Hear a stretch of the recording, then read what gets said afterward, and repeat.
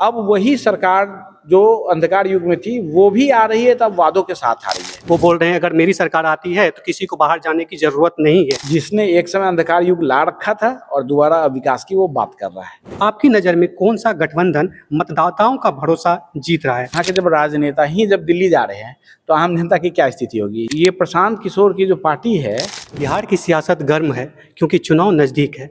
हमारे साथ इस मुद्दे पर विस्तार से बताने के लिए जुड़े हुए हैं डॉक्टर गौतम कुमार, पटना विश्वविद्यालय के शिक्षक हैं।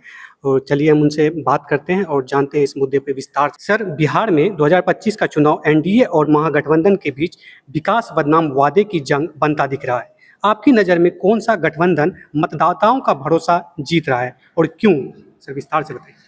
देखिए, इस बार बिहार का जो चुनाव है विधानसभा 2025 में जो ये होने वाला है, ये मूलतः जो है मेरी नज़र में कांटे की टक्कर है। इस बार कांटे की टक्कर इसलिए है, मेरा ये मानना है कि अभी जो विकास बिहार में हुआ है अभी, और जो हमारा नया मतदाता है, जो नए वोटर है 18 साल से उम्र का, जिसका प्रतिशत यहाँ 25% से ज़्यादा है करीब, वो विगत उसने 14-15 सालों के बीच में जो विकास जो हुआ है उसके पहले की कहानी वो बेसिकली जानते नहीं हैं। तो अब उनके पास मुद्दा है रोजगार का, स्वास्थ्य का, शिक्षा का, उनको चाहिए रोजगार। जी। तो उनके लिए वो बातें जो हैं पहले, जो इससे पहले के कालखंड में हो चुका है महागठबंधन के समय में, जो अपराध और या जो पलायन यहाँ से जो होता था, तो उनसे वो उतने परिचित है नहीं। तो एक वर्ग है यहाँ युवाओं का, जो अभी जिनको आप सड़कों पर देखेंगे कि छोटे छोटे मुद्दों को लेकर वो आंदोलन के रूप में आपको या धरना प्रदर्शन के रूप में आपको दिख रहे होंगे। जैसे कोई एसएससी का विद्यार्थी है या पेपर लीक का चर्चा हो या सिपाही भर्ती की बात हो रही हो, तो इन सारे जगहों पर ये जो युवा दिख रहे हैं, ये वो युवा हैं जिनको अब रोजगार चाहिए। क्योंकि इंफ्रास्ट्रक्चर के नाम पर जो विकास है, चमचमाती सड़कें, मॉल और ये बिजली व्यवस्था और कानून व्यवस्था, ये जो चीज़ें हैं, इसका जो दुख है वो ये नहीं जानते हैं। उनको अब चाहिए रोजगार। जो रोजगार कोई भी सरकार जो है एक सीमित अवस्था में ही दे सकती है, या तो उसके लिए प्राइवेट जो हो निजी क्षेत्र हैं, या तो उसको विकास इतना करना पड़ेगा। तो इस मामले में थोड़ी सी चूक ये है कि बिहार का विकास हुआ, लेकिन आधारभूत जो इंफ्रास्ट्रक्चर के नाम पर विकास होना चाहिए था, जैसे कि बड़े उद्योग आने चाहिए थे, निजी कंपनियां आनी चाहिए थी, आईटी की कंपनियां आनी चाहिए थी, मुझे लगता है उस ओर का विकास थोड़ा बाधित हो गया। और दूसरा, मैं एक और भी चीज़ कहना चाहूँगा कि जो हायर एजुकेशन है खास करके हमारा, उसमें हमारे यहाँ अभी भी पलायन बदस्तूर जारी है। हमारे यहाँ आईएम्स खुले हैं, आईआईटीज़ भी खुल रहे हैं, लेकिन मैं मानता हूँ कि जितना बड़ा बिहार का एक बौद्धिक वर्ग है, जो छात्रों का समूह है, क्योंकि हर साल यहाँ 15 लाख 17 लाख बच्चे बोर्ड और इंटर के एग्जाम्स दे रहे हैं, तो इनमें से जो बच्चे हायर एजुकेशन के लिए बाहर जाना चाहते हैं, तकनीकी शिक्षा के लिए, तो उनको बाहर बिहार से पलायन करना पड़ रहा है। अब वो बाहर बिहार से अगर पलायन कर रहे हैं, तो जो बच्चे यहाँ जो बच जाएंगे, वो यहाँ के यूनिवर्सिटीज़ में या जो शिक्षा व्यवस्था में जो समस्याएं हैं, उससे उनको दो चार होना पड़ रहा है। तो जाहिर सी बात है वो आपको आंदोलनरत दिखेंगे, क्योंकि अगर उनको प्लेसमेंट नहीं मिलेगा, प्लेसमेंट तो तभी मिलेगा ना जब बड़ी कोई कंपनी यहाँ आए, रोजगार लगाए, बड़ी फैक्ट्री लगे। तो बिहार सरकार प्रयास कर रही है। मेरा ये मानना है विगत 10-12 वर्षों में आधारभूत विकास हुआ, सड़कें बनी, बिजली व्यवस्था बनी, कानून व्यवस्था भी बहुत बेहतर स्थिति में है। लेकिन अब जो युवा है उसके सामने एक ये चुनौती है। तो अब आबादी का प्रतिशत अगर देखेंगे तो युवाओं की प्रतिशत जो है करीब करीब भागीदारी वैसी युवाओं की 25% है।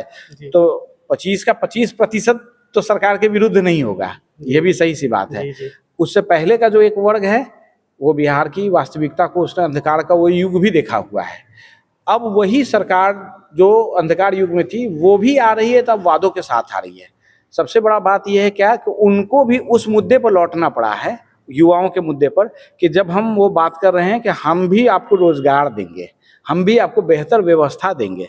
अब देखना ये रोचक रहेगा कि अभी की जो जनता है उस वादे पर किस पर ज़्यादा एतबार करती है, जिसने एक समय अंधकार युग ला रखा था और दोबारा विकास की वो बात कर रहा है। तो ये एक द्वंद्व है अभी। जैसा कि सबसे बड़ी बात बोली सर, पलायन का आपने, एनडीए और महागठबंधन के अलावा एक और जनस्वराज पार्टी है जो कि अभी बहुत ही उभर करके बिहार में छाए हुए हैं। सब विधानसभा चुनाव में सभी विधानसभा सीट पे अपना प्रतिनिधि कैंडिडेट उतार रही है। वो बोल रहे हैं अगर मेरी सरकार आती है तो किसी को बाहर जाने की ज़रूरत नहीं है। इस मुद्दे पर सर आप क्या बोलना चाहते हैं?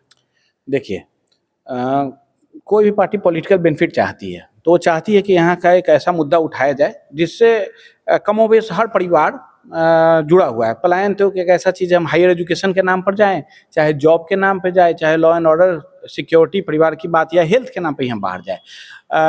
बिहार में भी एम्स बनने के बावजूद अभी भी बेहतर चिकित्सा व्यवस्था के लिए यहाँ के जब राजनेता ही जब दिल्ली जा रहे हैं तो आम जनता की क्या स्थिति होगी। ये मैं नहीं कहूँगा कि विकास नहीं हो रहा है, लेकिन पीएमसीएच एशिया का सबसे बड़ा अस्पताल बनने जा रहा है, दरभंगा में भी बन रहा है, सब कुछ है। लेकिन अब इसको इस तरीके से सोचिए कि वो सरकार में आपने उस मुद्दे को छुआ है, आप लोगों के बीच में लेके जाना चाहते हैं। क्या उनके बनते ही सरकार ये रातों रात ऐसा स्थिति आ जाएगा? ये स्थिति तो आने वाली है नहीं। ये बात अलग है कि इन्होंने ये जिन मुद्दों को छुआ है, जिस पार्टी की भी सरकार बनेगी, मेरा मानना है कि एनडीए मजबूत स्थिति में है मुकाबले में महागठबंधन के, तो मे भी उसकी सरकार बन जाए। और बहुत सारे लोग ये भी सोच रहे हैं कि ये मेरा अपना व्यक्तिगत मत है कि प्रशांत किशोर की जो जन स्वराज पार्टी है वो कुल मिलाकर एनडीए जो गठबंधन है उसके वोटों का नुकसान करेगी। लेकिन मेरा ये जो मानना है कि ये प्रशांत किशोर की जो पार्टी है वो जिन वोटों का नुकसान करने वाली है ना, वो महागठबंधन के वोटों का नुकसान करने वाली है। इसको कैसे सर आप थोड़ा विस्तार से इसको मैं बताता हूँ। आपने अगर दिल्ली का चुनाव भी देखा होगा, जी, दिल्ली में बीजेपी का कभी मत प्रतिशत नहीं गिरा। बीजेपी के जो वोटर है वो इंटैक्ट है, जी, ठीक है। मत प्रतिशत हर साल बढ़ा ही।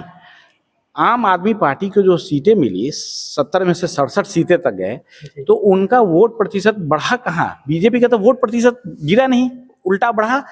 उनको वो वोट प्रतिशत मिला जो कांग्रेस का था। इसका मतलब कांग्रेस का अगर वोट आम आदमी पार्टी को जाता है, पंजाब में भी सेम चीज हुआ। तो प्रशांत किशोर यहाँ भी जो वोट काटेंगे, मैं आपको बता रहा हूँ, क्योंकि वो भी उसी टाइप का विकल्प देने की बात कर रहे हैं जो आम आदमी पार्टी कहती थी। तो प्रशांत किशोर भी अगर यहाँ जो वोट काटेंगे, क्योंकि बीजेपी के वोटर ज़्यादातर पढ़े लिखे, शहरी हैं, शिक्षित है, मेरा ये मानना है, खास करके, या ग्रामीण इलाके से भी अगर हैं, तो कास्ट बेसिस पर भी अगर आप देखें तो सवर्णों के अलावा जो गैर यादव ओबीसी हैं, जो वर्ग हैं, और महादलित वर्ग है, वो मोटे तौर पर कहीं ना कहीं बीजेपी और एनडीए गठबंधन से जुड़ा हुआ है, जो एक बहुत बड़ा वर्ग है। इनके वोटर छिटकने वाले नहीं है। जो वोटर छिटकेंगे वो महागठबंधन के जो वोटर है उनके ऊपर ज्यादा प्रभाव पड़ेगा। वो चोट किस पर कर रहे हैं? परिवारवाद पे, नेपोटिज्म के ऊपर कर रहे हैं। क्यों? एक नौवीं पास व्यक्ति, उनके बार बार बयान में आता है कि बिहार को कैसे वो गाइड करेगा, जो पढ़ा लिखा नहीं है, जिसके पास दूरदर्शिता नहीं है, वो कैसे गाइड करेगा। इसका मतलब वो बार बार कहते हैं कि उन्हीं के परिवार में से क्यों नया मुख्यमंत्री बनेगा, और भी टैलेंटेड लोग हैं। तो मेरा ये मानना है कि उनके ये विचार महागठबंधन के जो वोटर्स हैं उसके ऊपर ज़्यादा इम्पैक्ट करेगा, क्योंकि जो पलायन भी जो खास करके है मजदूर वर्ग, वो कहीं ना कहीं जिन संगठनों से जुड़ा हुआ है, वह महागठबंधन के बहुत सारे संगठन जो है उससे थोड़ी बहुत उनकी नज़दीकी दिखती है। तो पलायन का मुद्दा भी अगर छुएगा तो उन्हीं को ज़्यादा, सबसे ज़्यादा इम्पैक्ट करेगा। उनको लगेगा कि अच्छा, ये पार्टी जो है वो हमें कुछ दे सकते हैं, वो गारंटी कार्ड दे रहे हैं कि अगर ये गारंटी कार्ड अगर आपने बनवाया हमारा, तो आपको 20,000 रुपये आपके कहीं नहीं जा रहे। ये जो वर्ग है वो प्रभावित होगा, महागठबंधन का वर्ग है। तो इनका वोट प्रतिशत जो भी बढ़ेगा, सरकार बनाने की स्थिति में नहीं आने वाले, लेकिन ये वोट प्रतिशत जो भी बढ़ेगा, 2 से 3% तक की अगर इनकी अचीवमेंट होती है, या 1-2 विधायक की भी स्थिति आती है, तो ये नुकसान मूलतः महागठबंधन के वोटों का करेंगे। जी, बहुत बहुत धन्यवाद सर आपका।